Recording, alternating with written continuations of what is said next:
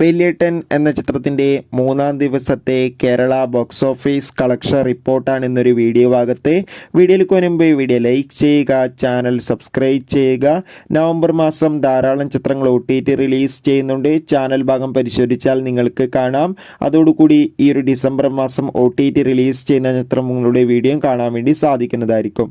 നീണ്ട 28 വർഷങ്ങൾക്ക് ശേഷം ഷാജി കൈലാസിൻ്റെ സംവിധാനത്തിൽ മമ്മൂട്ടി, ശോഭന, ഇന്നസെൻറ്റ്, മനോജ് കെ ജയൻ, സിദ്ദീഖ് എന്നൊക്കെ പ്രധാന കഥാപാത്രങ്ങളായെത്തിയ ചിത്രമായിരുന്നു വേലിയേട്ടൻ. ചിത്രത്തിന് ഇപ്പോഴും നല്ല മികച്ച പോസിറ്റീവ് റെസ്പോൺസ് തന്നെയാണ് പുറത്തുവന്നുകൊണ്ടിരിക്കുന്നത്. അതുകൊണ്ട് തന്നെ എല്ലാ സിനിമാ പ്രേമികളും ഒരേപോലെ വേലിയേട്ടൻ എന്ന ചിത്രത്തിൻ്റെ ഓരോ ദിവസത്തെയും കളക്ഷൻ റിപ്പോർട്ട് അറിയാൻ വേണ്ടി കാത്തിരിക്കുകയാണ്.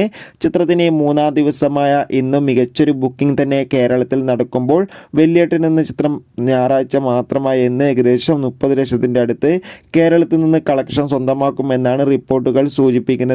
കാത്തിരിക്കാം കൂടുതൽ ബോക്സ് ഓഫീസ് കളക്ഷൻ റിപ്പോർട്ടിനായി. ചിത്രം കണ്ടവരുടെ